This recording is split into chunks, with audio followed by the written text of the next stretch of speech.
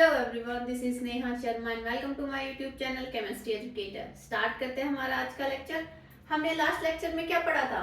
Periodic property पढ़ी थी, ठीक है। उसमें क्या पढ़ा था? Z effective, effective nuclear charge और रेडियस। अच्छा, जेड इफेक्टिव में क्या पढ़ा था हमने? Z effective basically net attractive force था, है ना। उसमें उसकी जो फॉर्मूला था वो क्या था? Z effective is equal to Z minus sigma. यहाँ पे जेड क्या था? जेड इज न्यूक्लियर चार्ज या एटॉमिक नंबर, ठीक है। And sigma is screening constant, और क्या बोल सकते हैं हम इसको? शिल्डिंग कांस्टेंट, ठीक है। Okay, sigma is determined by Slater rule, ठीक है। हम जेड इफेक्टिव या सिग्मा की वैल्यू को अगर हम निकालें तो स्लेटर रूल का यूज करते हैं। उसके कुछ स्टेप्स थे जो हम फॉलो कर रहे थे। फर्स्ट स्टेप में क्या था? स्लेटर रूल के फर्स्ट स्टेप में क्या था? हमने कॉन्फ़िगरेशन लिखी थी ग्रुप्स में, ठीक है। सेकंड क्या था? जिस इलेक्ट्रॉन का हम जेड इफेक्टिव निकाल रहे हैं वो क्या कर रहा था? कंट्रीब्यूट नहीं कर रहा था। बाकी सेम ग्रुप में जितने भी इलेक्ट्रॉन बच गए उस एक इलेक्ट्रॉन के अलावा उसको वे कंट्रीब्यूट कर रहे थे। और कैसे कंट्रीब्यूट कर रहे थे? 0.35 से, ठीक है। क्लियर? अच्छा, एक्सेप्शनल केस क्या था? 1s ग्रुप है वो कंट्रीब्यूट कितना करता है? 0.30, ठीक है। बाकी इलेक्ट्रॉन क्या करेंगे? 0.35 कंट्रीब्यूट करेंगे, बट 1s ग्रुप में जो कंट्रीब्यूशन होगा वो कितना होगा? 0.30, ठीक है। अच्छा, नेक्स्ट जो नेक्स्ट स्टेप है स्लेटर रूल का वो क्या था? अगर इलेक्ट्रॉन s या p सब सेल में होगा तो जैसे मान लो हम 4s में इलेक्ट्रॉन्स का जेड इफेक्टिव निकाल रहे हैं, ठीक है, मतलब फोर्थ सेल, तो उससे एक कम मीन्स थर्ड सेल में जितने भी इलेक्ट्रॉन होंगे वो कितना कंट्रीब्यूट करेंगे? 0.85, ठीक है। और बाकी जितने बच गए फिर वो कंट्रीब्यूट करेंगे 1 के साथ। क्लियर? अच्छा, अगर कोई भी इलेक्ट्रॉन्स का अगर हम निकाल रहे हैं जेड इफेक्टिव, अगर वो डी या एफ सब सेल में होंगे तो जो ऑल इलेक्ट्रॉन्स होंगे वो कितना कंट्रीब्यूट करेंगे? 1। क्लियर? तो ये था Z effective. Z effective top to bottom in groups.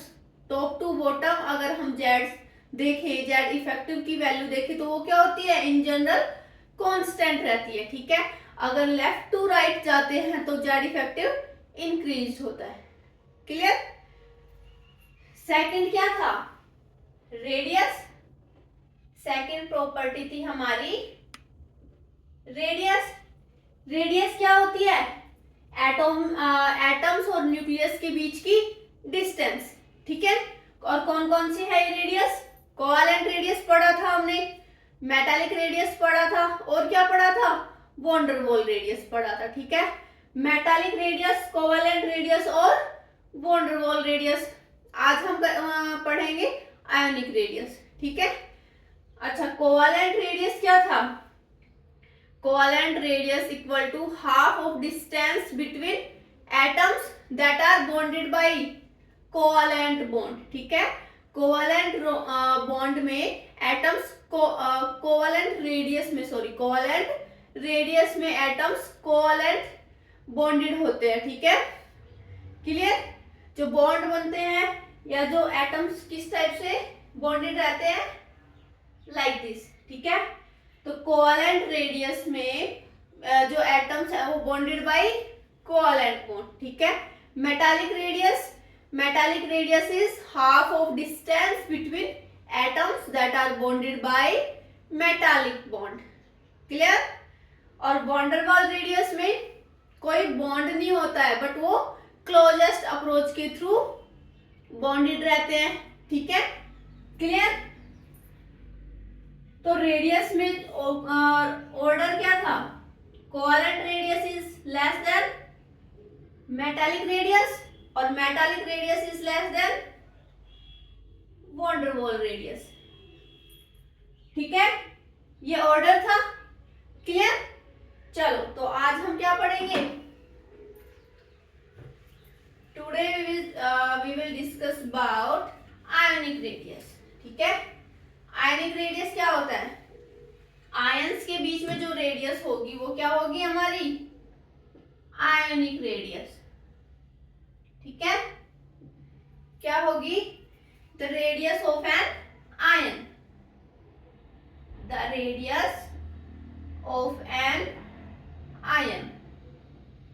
ठीक है, अगर हम एटम्स और कैटायंस के बीच में बात करें, एटम्स मीन्स न्यूट्रल एटम या बोल दो पेरेंट एटम, ठीक है, और कैटायन, क्लियर।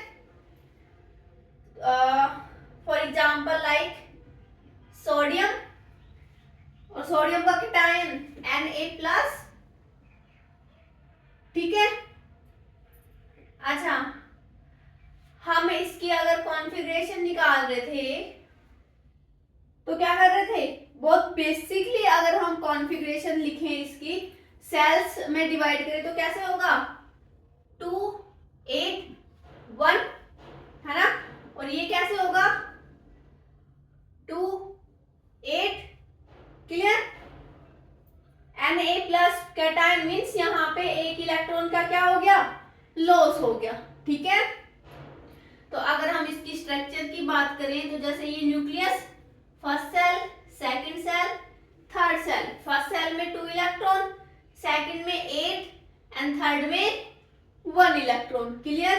सिमिलरली यहाँ पे nucleus, first shell, second shell, first में 2 इलेक्ट्रॉन एंड सेकंड में 8 इलेक्ट्रॉन, क्लियर। अच्छा, अगर मैं बोलूं साइज की, अगर मैं बात करूं तो आप मुझे बताओ पेरेंट एटम का साइज बड़ा है या कैटायन का साइज बड़ा है। देखो इसमें नंबर ऑफ सेल्स ज्यादा है इसके कंपैरिजन में, तो इसका साइज क्या हो रहा है, लार्ज, और इसका साइज स्मॉल। ठीक है, तो अगर हम साइज की बात करें, है ना, साइज की बात करें तो Na+ is smaller than Na, means cation is size of cation is smaller than parent atom, clear. तो इसकी रेडियस को भी अगर हम रिलेट करेंगे तो R+ मीन्स कैटायन की जो रेडियस होगी वो स्मॉलर होगी किसके, पेरेंट एटम की रेडियस से। ठीक है, तो रेडियस का साइज हम देखें या रेडियस का ऑर्डर देखें तो क्या आ गया, R+ is less then R। ठीक है, मतलब radius of cation is less then radius of atom.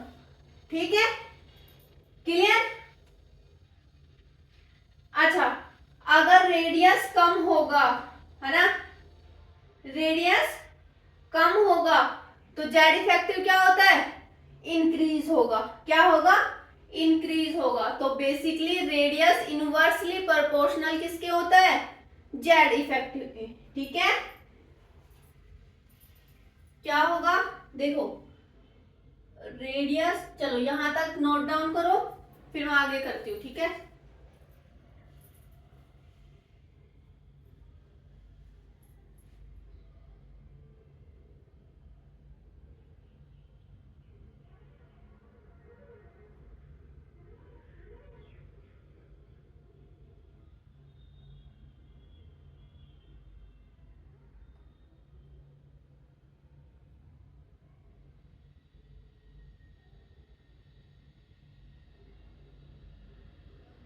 हो गया।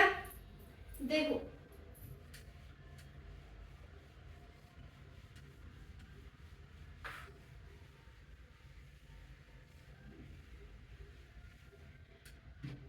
जेड इफेक्टिव और रेडियस के बीच में, आयनिक रेडियस के बीच में क्या रिलेशन देख रहे हैं हम, है ना।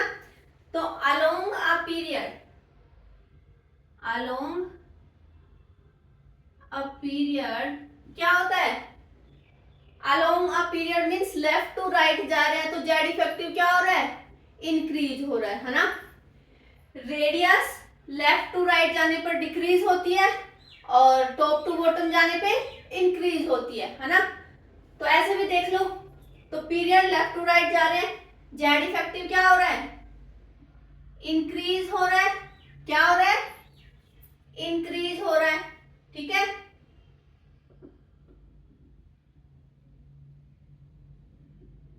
So the radius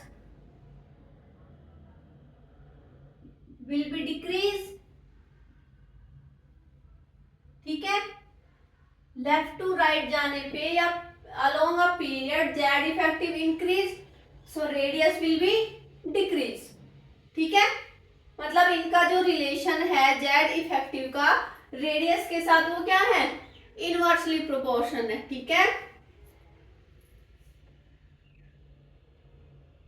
second point क्या है, अगर हम ग्रुप की बात करें तो in a group means top to bottom जा रहे हैं, टॉप टू बॉटम जाने पर इन जनरल जेड इफेक्टिव क्या रहता है, कांस्टेंट, है ना। जेड इफेक्टिव कांस्टेंट रहता है, ठीक है। So radius will be increased, radius will be increased, है ना। रेडियस इंक्रीज कैसे होगी, क्योंकि जो नंबर ऑफ सेल्स है वो क्या हो रही है, ऐड हो रही है ना। जैसे थर्ड सेल, फिर उसके नीचे फोर्थ, फिफ्थ, है ना, क्लियर। तो रेडियस इंक्रीज मींस रीजन क्या है, addition of extra shell, means shells क्या हो रही है, ऐड हो रही है। टॉप टू बॉटम जाने पर सेल्स ऐड हो रही है ना। सेल्स ऐड हो रही है तो मींस उनकी जो स्ट्रक्चर है या उनकी रेडियस है वो क्या होगी, इंक्रीज होगी, क्लियर।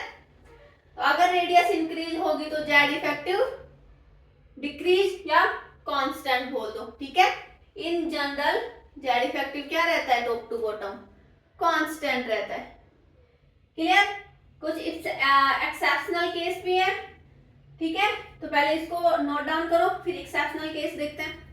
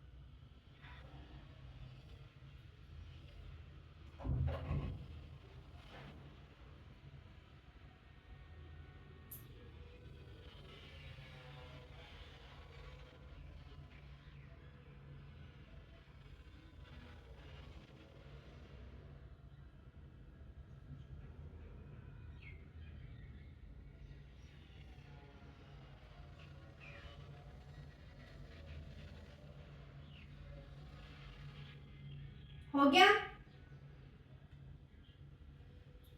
ठीक है। तो कुछ एक्सेप्शन है वो हम देख लेते हैं।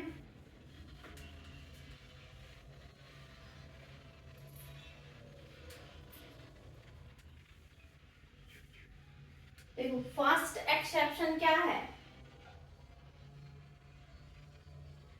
Exception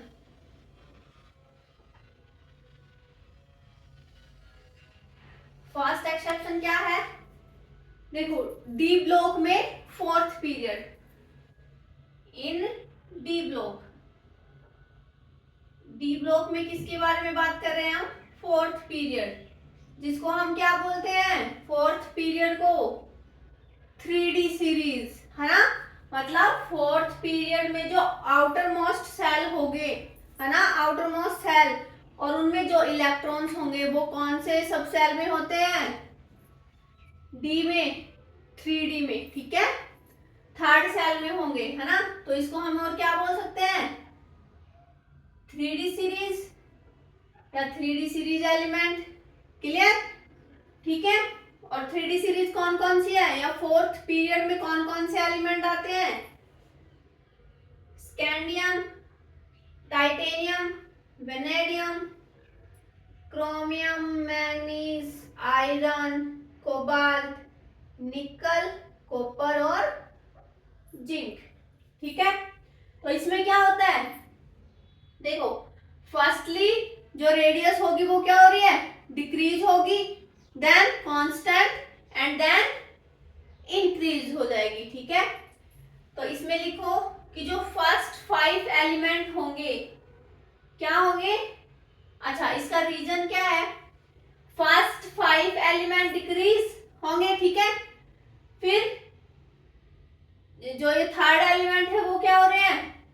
constant, and then in दो एलिमेंट्स में जो रेडियस होगी इनकी वो क्या हो रही है? इंक्रीज हो जाएगी, ठीक है। रीजन क्या है? जो डी सब सेल होता है वो डिफ्यूज नेचर का होता है ना। मीन्स वहां पे शिल्डिंग बहुत कम होती है या इफेक्टिव शिल्डिंग नहीं होती है ना। तो उस केस में जो जेड की वैल्यू होगी, इनिशियली जो जेड की वैल्यू होगी वो इंक्रीज हो जाएगी, उसकी अमाउंट ज्यादा हो जाएगी एज कंपेयर टू सिग्मा, ठीक है। अगर जेड की वैल्यू ज्यादा है, सिग्मा की वैल्यू कम है, तो जो नेट जेड इफेक्टिव होगा वो क्या हो रहा है? इंक्रीज हो रहा है। और अगर जेड इफेक्टिव इंक्रीज हो रहा है तो रेडियस डिक्रीज होगी, ठीक है। क्लियर, चलो तो लिखो for first 5 element, first 5 elements the radius is decreasing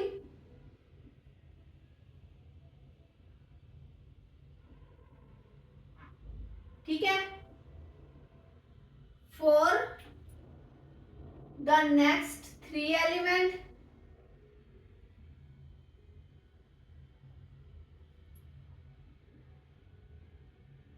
radius is constant, and for the last 2 element, last 2 element radius is increasing, ठीक है। तो अगर हम इसके ग्राफ की बात करें तो देखो ग्राफ कैसे होगा, radius versus R versus Z का, ठीक है। तो फर्स्टली क्या हो रही है? डिक्रीज, फर्स्टली डिक्रीज होगी, कांस्टेंट एंड देन इंक्रीज, ठीक है। तो कुछ इस टाइप से ग्राफ आएगा इसका, ठीक है। इसके ऑर्डर की बात करें तो कैसे लिखोगे, यहां लिख देती हूं, स्कैंडियम, स्कैंडियम से टाइटेनियम, फिर वेनेडियम, क्रोमियम, मैंगनीज, फिर आयरन, आयरन, कोबाल्ट और निकल क्या हो रहा है? इक्वल है, ठीक है। फिर क्या हो रहा है? रेडियस इंक्रीज हो रही है, ठीक है। तो जेड इफेक्टिव क्या हो रहा है? डिक्रीज। तो निकल, फिर क्या आ गया? कॉपर, और फिर क्या आ गया? जिंक। तो कुछ इस टाइप से क्या हो रहा है? ऑर्डर चल रहा है, ठीक है। क्लियर, ये क्या है? रेडियस का या जेड इफेक्टिव का ऑर्डर है ना। रेडियस का इसका उल्टा कर दो, क्लियर, ठीक है। तो रीजन की अगर हम बात करें तो रीजन क्या है? अभी मैंने बताया रीजन आपको, जो डी सब सेल है वो क्या है, डिफ्यूज नेचर का है। डी सब सेल इज डिफ्यूज्ड और क्या है, हैज लेस सील्डिंग इफेक्ट। तो एज अ रिजल्ट क्या हो गया, as a result initially Z है वो इंक्रीज हो जाएगा, देन सिग्मा। ठीक है, सिग्मा की वैल्यू कम होगी और जेड क्या हो रहा है, इंक्रीज हो रहा है। तो क्या होगा, दस जेड इफेक्टिव इंक्रीज। ठीक है, अगर जेड इफेक्टिव इंक्रीज हो रहा है तो रेडियस क्या हो रही है, डिक्रीज। ठीक है, तो इसका इस टाइप से ग्राफ बनेगा। फर्स्टली डिक्रीज होगी रेडियस, फिर कांस्टेंट एंड देन इंक्रीज। ठीक है, तो जल्दी से नोट डाउन करो।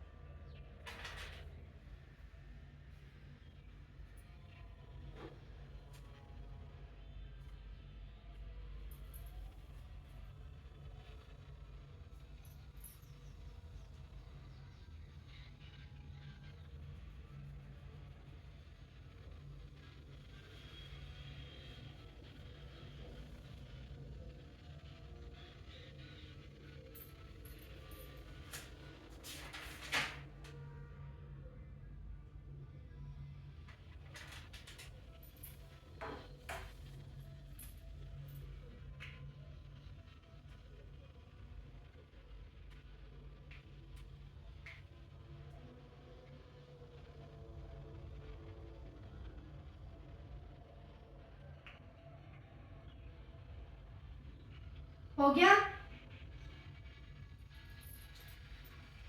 चलो सेकंड एक्सरसाइज हम देखते हैं।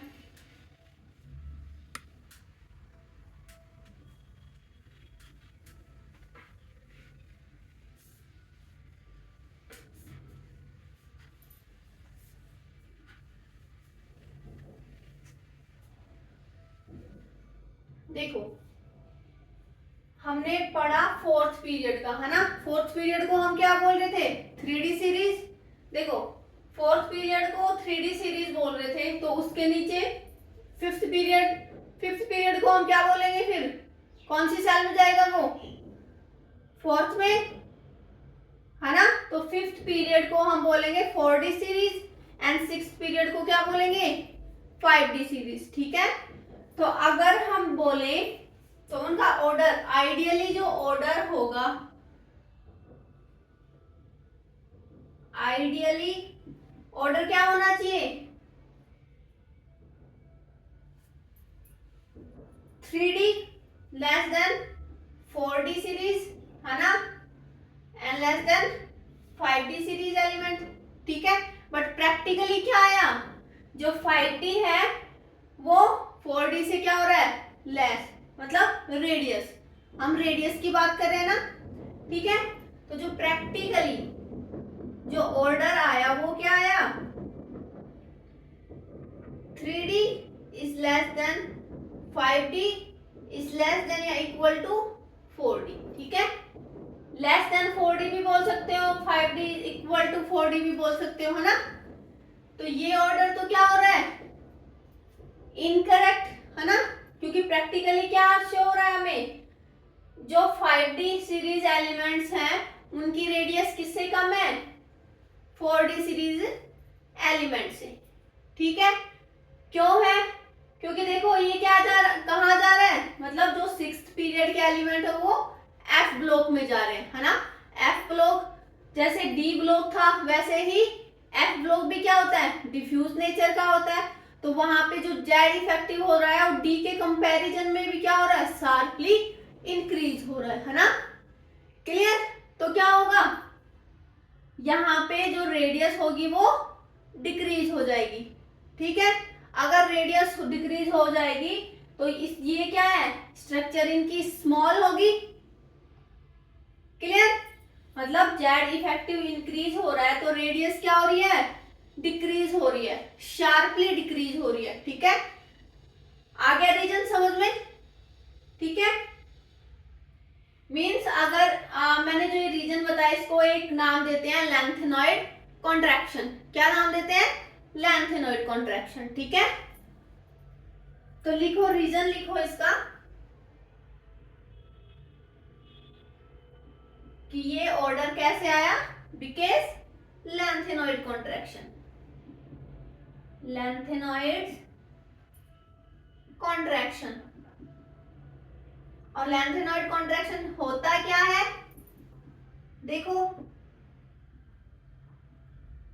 On moving from 5th period to 6th period after group 3, ठीक है। तो वहां क्या हो रहा है, the Z effective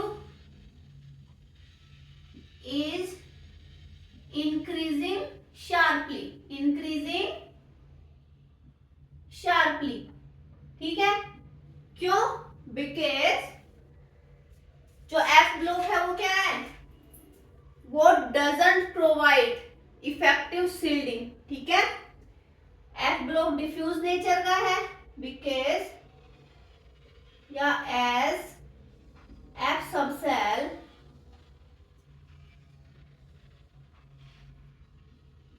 does not provide sufficient shielding, so the radius decreases, ठीक है। क्लियर।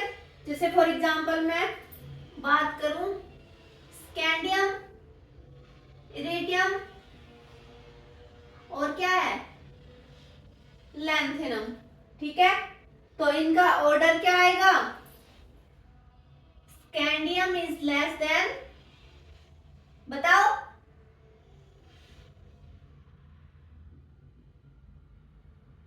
क्लियर। जल्दी से नोट डाउन करो।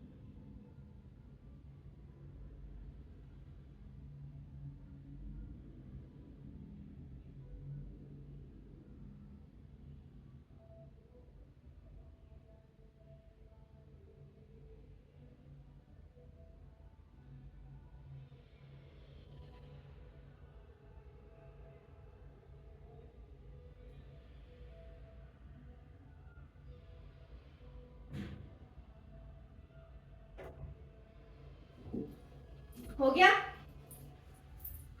ठीक है। थर्ड एक्सेप्शन क्या है, देखो।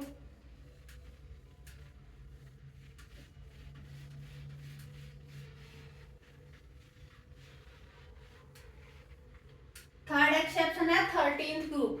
कौन सा ग्रुप?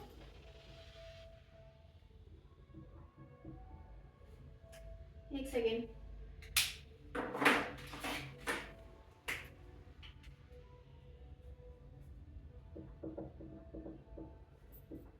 थर्टींथ ग्रुप, ठीक है। कौन कौन से एलिमेंट होते हैं 13 ग्रुप में? बोरॉन, फिर एल्यूमिनियम, उसके बाद बताओ, एल्यूमिनियम के बाद गैलियम, गैलियम के बाद इंडियम, फिर थैलियम, है ना? यही होते हैं, ठीक है। अब मेरे को बताओ, आइडियली अगर हम देखें, आइडियली अगर हम इनका ऑर्डर देखें तो क्या आएगा? रेडियस का कैसे आता है? बोरॉन, फिर एल्यूमिनियम, गैलियम, इंडियम, थैलियम, ऐसे ही आता है ना। बट प्रैक्टिकली जब हम देखते हैं तो क्या आता है? प्रैक्टिकली क्या शो होता है? Boron is less then gallium, ठीक है, और gallium is less then aluminium या इक्वल टू इसके, ठीक है। एक तो ये फैक्टर आ गया, ठीक है। फिर क्या आ गया? Aluminium is less then not indium, क्या आएगा? थैलियम आएगा, ठीक है। थैलियम एंड देन इंडियम, ठीक है। एक कौन सा फैक्टर आ गया? ये वाला, ठीक है। इन दोनों के अलग अलग रीजन है ना। ये वाला तो क्या है, जो हमने फोर्थ, थर्ड, फोर्थ और फिफ्थ सीरीज या 3D 4D 5D सीरीज में देखा था, वही रीजन इसमें आता है। कौन सा? लेंथेनॉइड कॉन्ट्रैक्शन, ठीक है, या क्या बोल देते हैं हम? एफ ब्लॉक कॉन्ट्रैक्शन, ठीक है। और इसमें क्या आएगा? गैलियम, सॉरी, एल्यूमिनियम से गैलियम जाते हैं, है ना। एल्यूमिनियम टू गैलियम जब हम जाते हैं तो डी सब सेल ऐड होता है। क्या कौन सा सब सेल ऐड होगा? डी सब सेल ऐड होगा। मींस अगर डी सब सेल ऐड हो रहा है तो रीजन क्या है? डी सब सेल तो डिफ्यूज नेचर का है ना, इन इफेक्टिव सील्डिंग प्रोवाइड करता है, ठीक है। तो यहाँ पे जो जेड इफेक्टिव क्या हो रहा है? इंक्रीज। और अगर जेड इफेक्टिव इंक्रीज हो रहा है तो इस केस में फिर क्या होगा? रेडियस डिक्रीज होगा। क्या होगा? रेडियस डिक्रीज होगा। तो गैलियम की रेडियस डिक्रीज होगी एज कंपेयर टू एल्यूमिनियम, ठीक है। तो इसका रीजन समझ आ गया। इसका वही लेंथेनॉइड कॉन्ट्रैक्शन या एफ ब्लॉक कॉन्ट्रैक्शन बोल दो, ठीक है।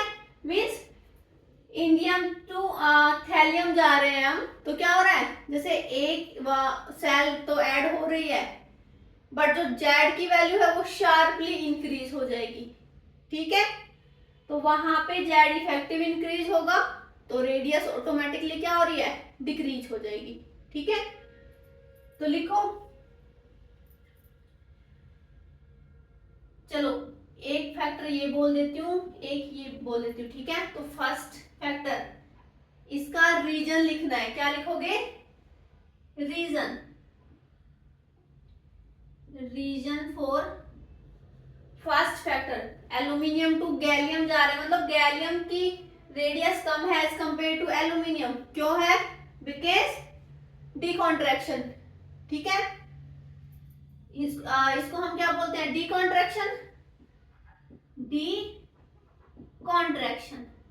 और डी कॉन्ट्रैक्शन कैसे है? देखो, on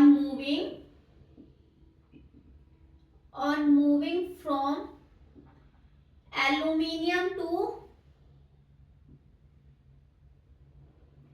gallium, the electron get added in D subcell, D subcell, ठीक है। So which is ineffective at shielding, hence Z effective increases sharply, ठीक है। So रेडियस क्या हो रही है, डिक्रीज,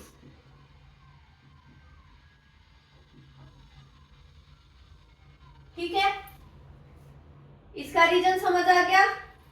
इसका क्या है, लेंथेनॉइड कॉन्ट्रैक्शन, तो सेकंड का रीजन क्या होगा,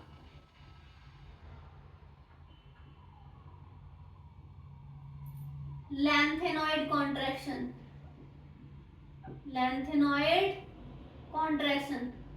या हम क्या बोल सकते हैं, एफ कॉन्ट्रैक्शन, है ना, एफ ब्लॉक कॉन्ट्रैक्शन, ठीक है। ठीक है, इसको लिखने की तो जरूरत है नहीं, इससे पहले लिखवा दिया मैंने, ठीक है। क्लियर, मतलब एफ ब्लॉक में जा रहा है इलेक्ट्रॉन, एफ ब्लॉक क्या हो रहा है, डीशिल्डिंग प्रोवाइड नहीं करता है सफिशिएंटली, ठीक है। तो वहां पे भी क्या हो रहा है, जेड इफेक्टिव शार्पली इंक्रीज हो रहा है, तो रेडियस क्या हो जाएगी, डिक्रीज हो जाएगी, ठीक है। जल्दी से नोट डाउन करो। चलो एक और लिख लो, फोर्थ एक्सेप्शन, ये 13 ग्रुप थर्ड एक्सेप्शन था, फोर्थ एक्सेप्शन है एफ ब्लॉक।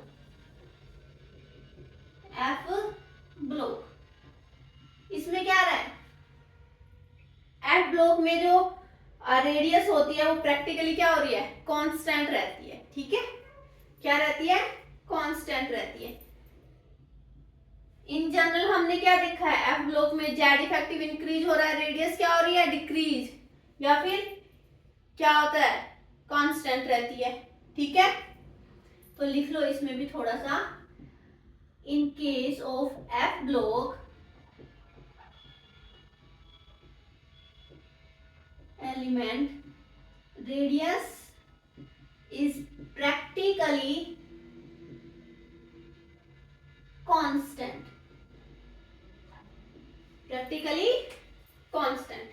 ठीक है। तो ये कुछ एक्सेप्शन थे, ठीक है। बाकी हम नेक्स्ट लेक्चर में कवर करेंगे। आज के लिए इतना ही। अगर वीडियो अच्छी लग रही है तो प्लीज वीडियो को लाइक, शेयर एंड सब्सक्राइब जरूर करें। Thank you so much.